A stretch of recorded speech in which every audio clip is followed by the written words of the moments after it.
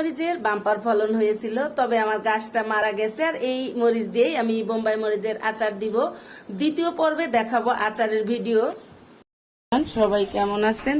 আল্লাহর অশেষ মেহেরবানিতে আমরা ভালো আছি, তবে কিছুটা খারাপ আছে। আমার গাছগুলা মরে গেছে। গাছগুলা বলতে একটা বোম্বাই মরিচ গাছ, দুইটা মরিচের একটা গাছ আছে, একটা মরে গেছে। আর কি পরিমাণ মরিচ ধরেছিল আমি হয়তো দেখাতে পারতেছি কিনা একটু ভালো করে লক্ষ্য করবেন। অসংখ্য অসংখ্য মরিচ ছিল আমার এই গাছগুলাতে। সেগুলা দেখে যে কতটা ভালো লাগছে। আমি বারান্দায় সময় কাটাইছি মরিচ গাছ দেখে। আর এই গাছটা আমার মরে গেছে, এটা অনেক খারাপ লাগতেছে। একটা মরিচ গাছ আলহামদুলিল্লাহ ভালো আছে। তো এটার এই যে মরিচ ধরেছে, মরিচ ধরাটা একটু দেখাচ্ছি। তো আপনারা অবশ্য দেখে বুঝতে পারতেছেন অসংখ্য অসংখ্য মরিচ ছিল আমার গাছটাতে। গাছটা যেহেতু মরে গেছে, তো মরিচগুলো এবার উঠিয়ে নিচ্ছি। মরিচগুলো উঠাতেও আমার অনেক খারাপ লাগতেছে। আমার অনেক ইচ্ছা ছিল, আমার প্রিয় ভাই বোনদের বলেছিলামও যে আমার প্রিয়জনদের ঈদের পরে এই মরিচ গাছের মরিচগুলো আমি তাদেরকে দিব। তো তার আগে আমার গাছটা মরে গেল, কিছু করার নাই। আল্লাহ রিজিকের মালিক, আল্লাহ দিয়েছিলেন, আল্লাহ নিয়ে নিয়েছেন।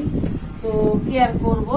তো সবাই দোয়া করবেন আমি আমার এই মরিচগুলা যেন আমার প্রিয় বান্ধবীদের পৌঁছায় দিতে পারি। আর কিছু মরিচের আমি এখানে আচার দিব। তো আচারের ভিডিও আপনাদের সঙ্গে শেয়ার করব। আশা করি আপনারা আমার সাথে থাকবেন, আমার পুরো ভিডিওটা দেখবেন, তাহলে ভালো লাগবে। আর আমার গাছগুলার জন্য সবাই দোয়া করবেন, যেগুলা আছে সেগুলো একটু দেখবেন আপনারা। আর কি পরিমাণে যে মরিচ ধরে বাম্পার ফলন বলতে পারেন, সেটা দেখতে হলে তো আমি আগের মরিচগুলা বোম্বাই মরিচ দেখালাম।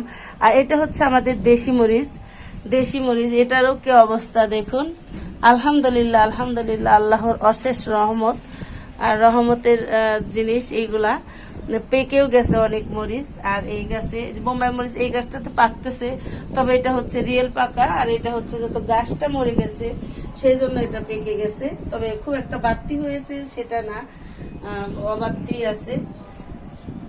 তো আজকের ভিডিওটা এই পর্যন্তই। সবাই ভালো থাকবেন, আমাদের জন্য দোয়া করবেন। দেখা হবে আবারও আমার অন্য কোনো ভিডিও নিয়ে। আল্লাহ হাফেজ, আল্লাহ হাফেজ।